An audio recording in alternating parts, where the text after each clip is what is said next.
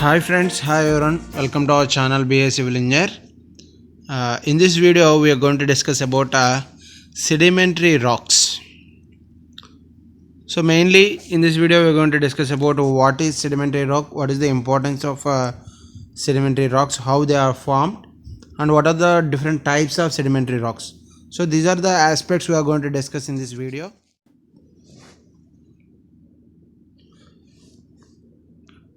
So now coming to sedimentary rocks.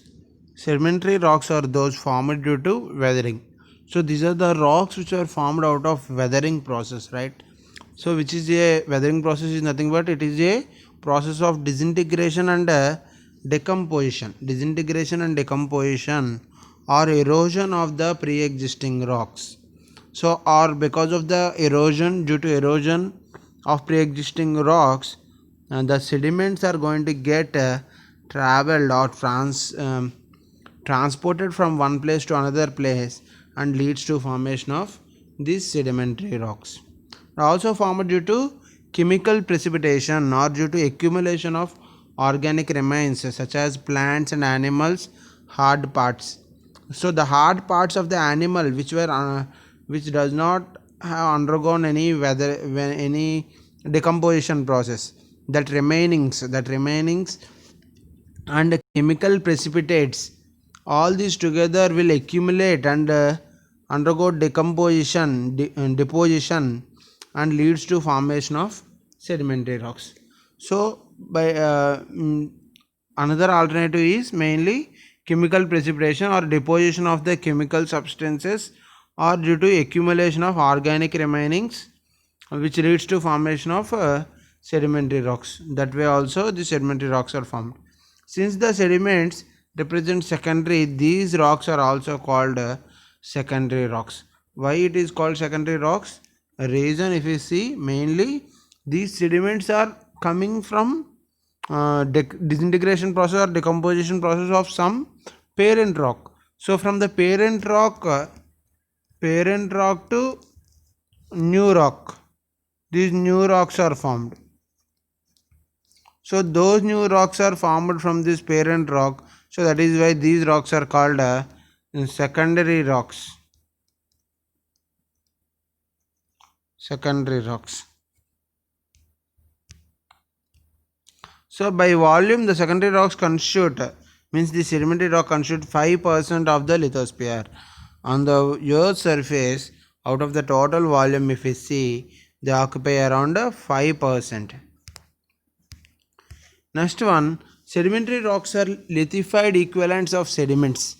Lithified means densified equivalents, nothing but because of the lithification process, densification process, they are undergoing or transforming into a solid one, the sediments, and leads to formation of these sedimentary rocks. Typically, they are produced by cementing. Typically, these are formed by cementing, compacting, or otherwise by solidifying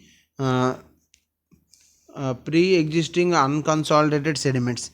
So the fragments like this, they may be individual fragments.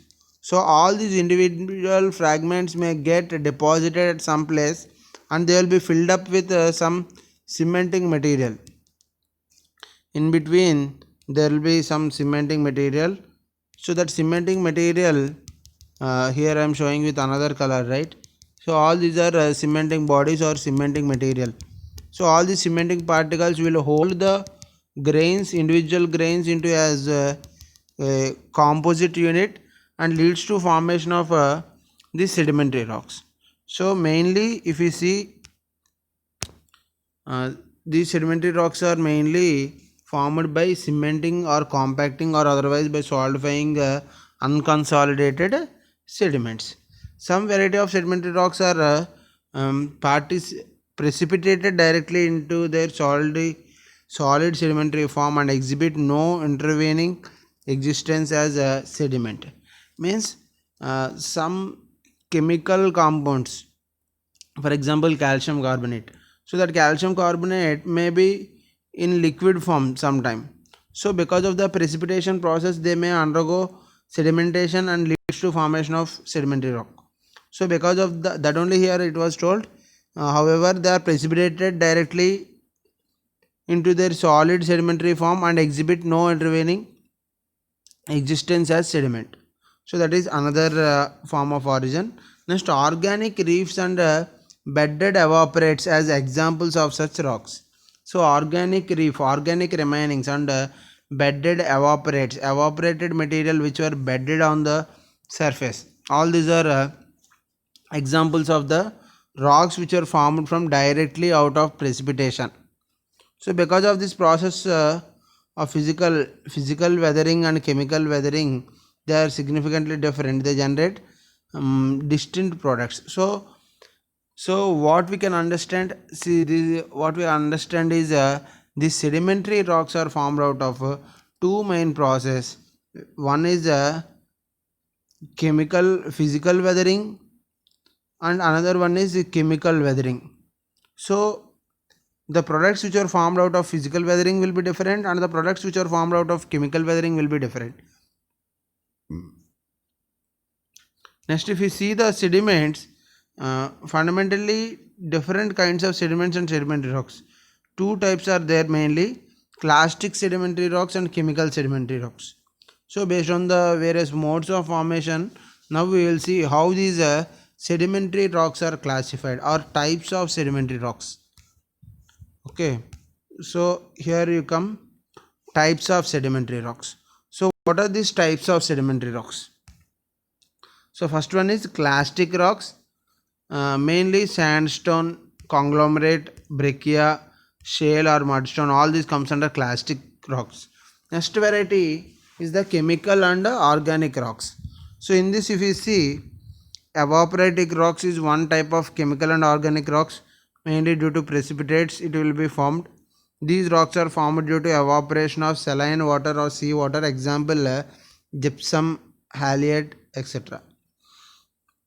Next one, if we see carbonate rocks, these carbonate rocks are formed out of form basically from calcium carbonate, both by chemical leaching or by organic source, biochemical process, either due to biochemical process or some other process.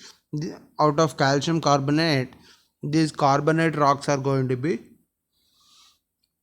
formed. So in example, if we see limestone and dolomite, limestone and dolomite is the example. Here gypsum and halite is the example of evaporitic rocks. Next one, organic rocks. So these organic rocks, if you see, they are formed due to decomposition of organic remains under temperature and pressure.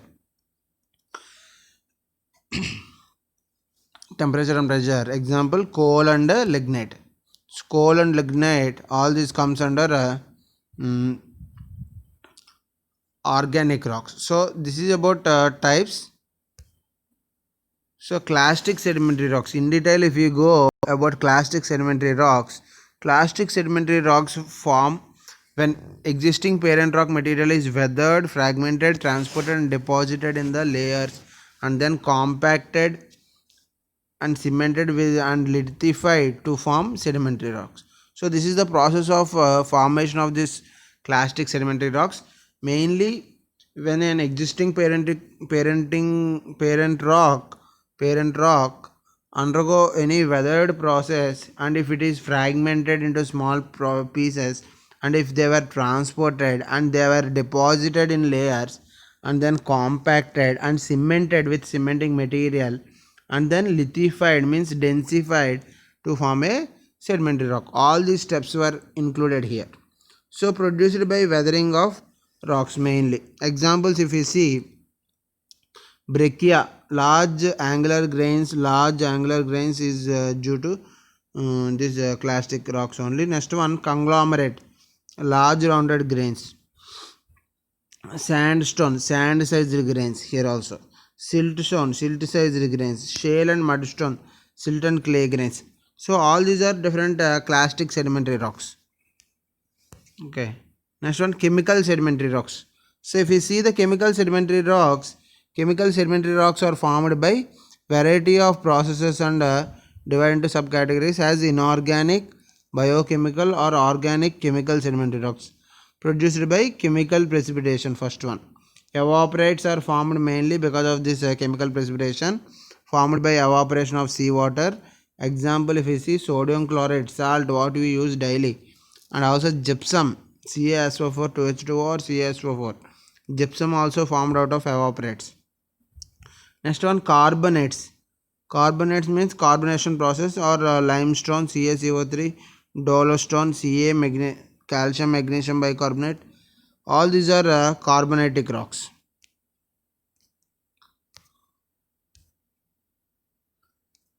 Next one, inorganic chemical rocks are formed mainly from chemicals that are dissolved in the solution, transported and chemically precipitated out of the solution. So, if we see these inorganic chemical rocks, they are formed from chemicals that are dissolved in the solution. So, sometimes when the water is traveling all the way, some chemicals may get dissolved into it. So they are going to be transported and then chemically precipitated out of that solution at some other place. Next, biochemical or organic sedimentary rocks. So these are formed when plants or animal material is deposited and lithified.